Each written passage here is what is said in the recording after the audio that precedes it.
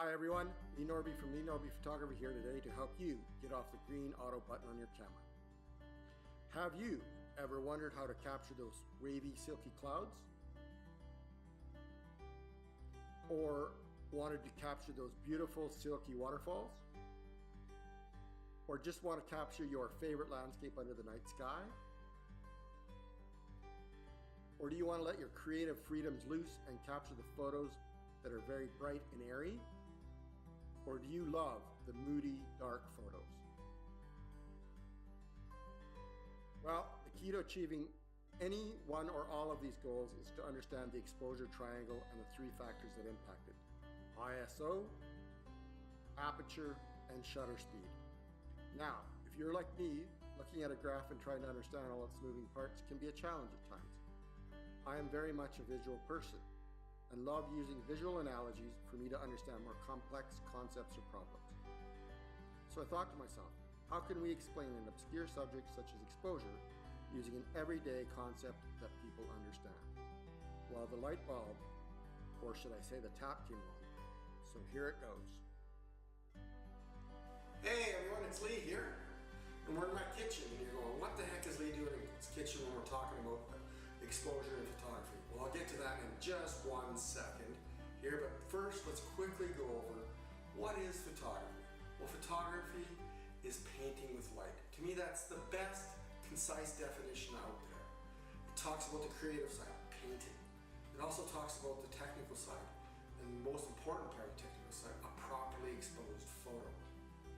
And really, when we talk about proper exposed photo, we're talking about it's got the right amount of light absorbed by your sensor, the total amount of light absorbed by your sensor. That's all exposure is. And we talk about three factors that impact that, and we're going to demonstrate that here in my kitchen. And you go, kitchen, exposure, what is that again? Well, in scratching my head about an everyday activity that we do that I could use to demonstrate exposure, the bells went off, the light bulb came on, and I thought about, hey, absorption of water. That's very similar in terms of exposure. So let's use that. So here we are in my kitchen. So remember, there was three factors. There was your ISO. So for ISO in my analogy, I'm going to use three different mediums that absorb water at different rates.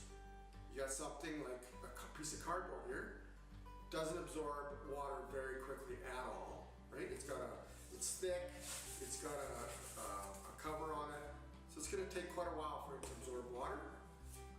Let's make that an ISO at the low end of the range, something like 100. You got the middle of the range, you got a sponge here, almost the shape of a sensor actually, and it absorbs water quicker than here. And so we're going to say this is the middle of the range in ISO because it's more sensitive to absorption of water or light than the cardboard. The third and final piece is a piece of paper towel. It absorbs water very quickly. So it's going to be a high ISO because high ISOs, 3200, 6400, or heck even 100,000 in some cameras, absorb light extremely quickly, just like a piece of paper towel. The second thing when we talk about exposure is aperture or f-stop. You'll often refer to it as f-stop. And what is that? Well, that's the size of the hole in your lens. And the size of the hole dictates the amount of light that hits your sensor. So is it a very wide aperture? So something like 2.8, 4, 5.6, or is it a very narrow aperture, something say f11, f16? You're going, wait a minute, hold on a sec here. How can something with a low number be wide and something with a high number be narrow? Well, the explanation is quite simple. It's actually a fraction. Aperture is expressed in fractions. Camera companies want to save room, so they use the whole number. So 1 over 2.8, 1 over 4 is a much bigger fraction than 1 over 11 or 1 over 16. So hence, wide, 2.8, 16. So, in our example here, the valve inside this tap is going to be the aperture. So is it wide open? F2.8. F4. Or is it narrow? F16, F11. And the reason it's narrow, and how we can tell that, is a small stream of water that's coming out of that valve. The third and final thing that impacts exposure is shutter speed. And literally all that is the length of time that your shutter is open. Often expressed in fractions as well, because most of the time we're taking photos that are less than a second. So 1/1000, 1/100, 1/250. Now if we get into longer exposure photography and when we're trying to get those wispy clouds or that soft water or night photography, that's when we get into the seconds in terms of shutter speed. So, demonstrate here. How long is the valve going to stay open? Is it a really quick shutter speed or is it a long shutter speed? A second, 10 seconds, 30 seconds, a tenth of a second. Whatever that is how long this valve, or in the case of your camera, the aperture stays open, the valve inside your camera stays open to allow light in. So remember that. ISO, how sensitive is your sensor? Not very sensitive, very sensitive. Aperture, how big your hole is, how big the valve is, how wide open the valve is. Or, how quickly your shutter speed is. Those are the three things. So let's run quickly through three examples. So we're going to take a very sensitive high ISO medium. So this is high ISO, can absorb water very quickly, and you'll notice my shutter speed doesn't have to be open very long. If this is wide open, to get this fully absorbed with water or light, it doesn't have to be open very long, or I don't have to have it under very long. See? There. We now have a fully absorbed piece of paper towel. It's absorbed all the water it can, properly exposed photo in the language of photography, and I didn't have to have it under there very long. The shutter speed was not that long. Now, the other extreme though is a very low ISO, say something 50 or 100. What do you think is going to have to happen if I have the same aperture, so wide open, not very sensitive to light? Am I going to have to keep it under for the same amount of time or longer? Well, if you guessed longer, you're absolutely right. The reason is because this is going to take longer to absorb the water. I have the same aperture, but I have a lower or a less sensitive sensor. So I have to keep it under longer. So wide open, and we start.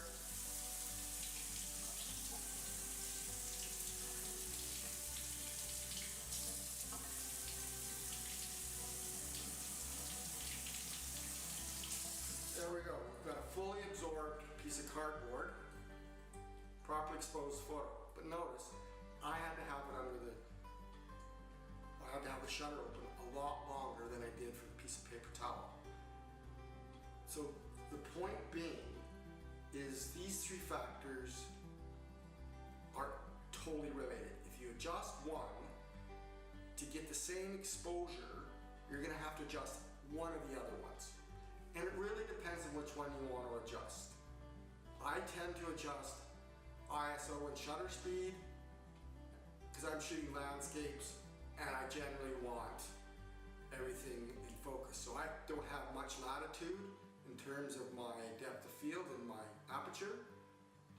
So I tend to adjust those two. But it could be different. It really depends on the situation. But the point being is these three factors are so interrelated to each other. So, the third example I want to do is this example. So we have a very absorbent piece of paper towel, but we're going to have a very narrow aperture. So what that means is I'm going to have to keep it under the shutter open longer because I want it to be fully absorbed.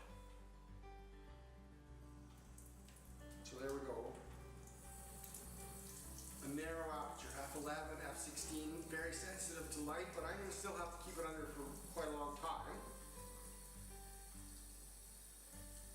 to get everything. There we go.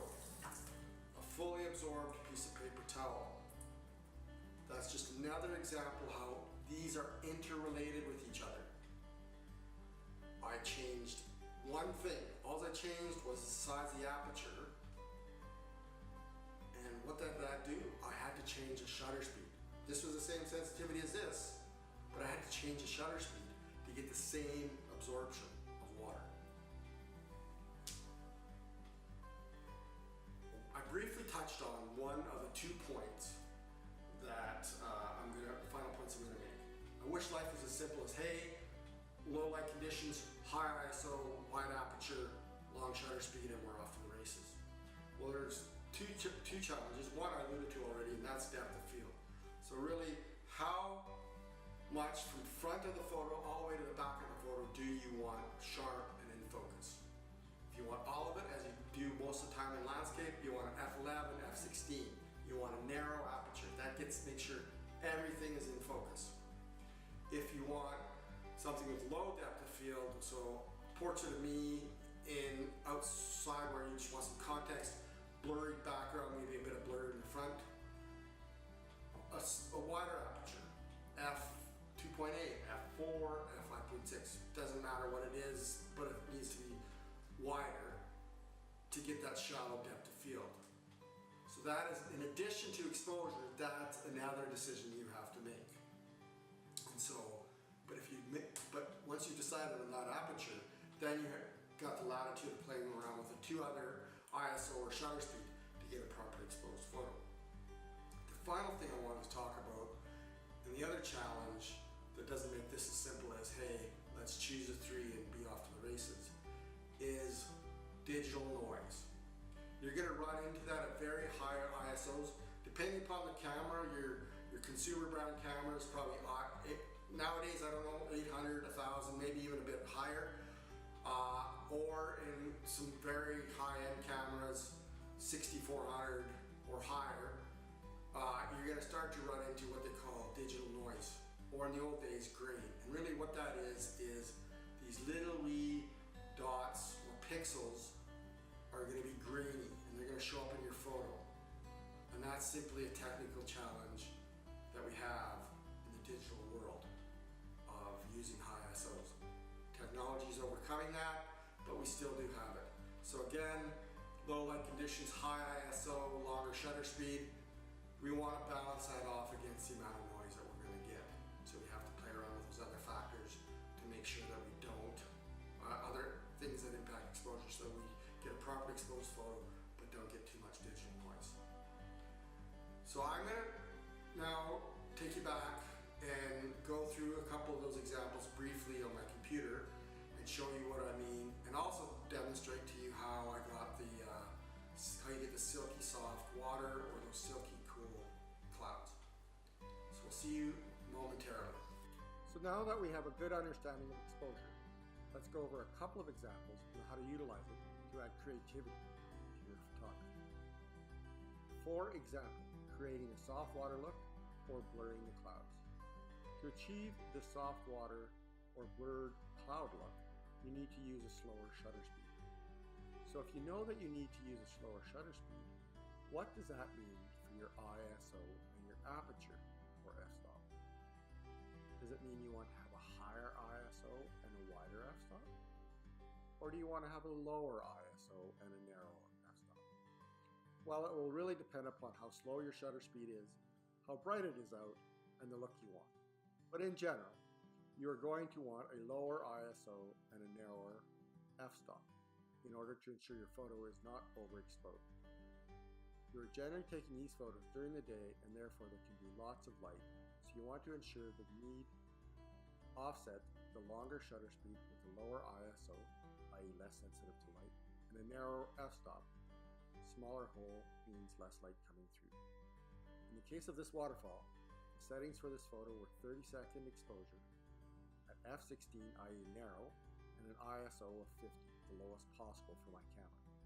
Because it was fairly bright out, I also had to knock out more light by putting a dark filter on, which also lowered the amount of light let in on my lens. In terms of the photo from Bow Lake, taken with blurry clouds, the settings were ISO 100, f-stop 16, and 75 seconds. As I mentioned above, I love to experiment with different shutter speeds, and so on this day I went for quite a long one to see what I would get, and I love the one at 75 seconds. I also used a filter to help me knock out more light so I could use a 75-second shutter speed without getting an overexposed photo. I hope this video has been helpful in giving you the basics of getting off the auto modes in your camera so you can be more creative in your photography. The next step is for you to go out into your backyard, the nearest park, or your favorite landscape and practice. Put the camera into manual and start practicing with different settings. One option that might help the transition off of auto is to put your camera in aperture or shutter priority. This is nomenclature for Nikon. It's AV and TV respectively for Canon. Aperture priority, you select the ISO and the aperture, and the camera picks the shutter speed for you. I often use this method. It's a lazy person method for getting the initial settings and then flip over to manual to adjust it to my liking. Shutter priority allows you to set the shutter speed and the ISO, and the camera selects the aperture to get the proper exposure. As I said, the best thing is practice, practice, practice. Happy shooting, everyone.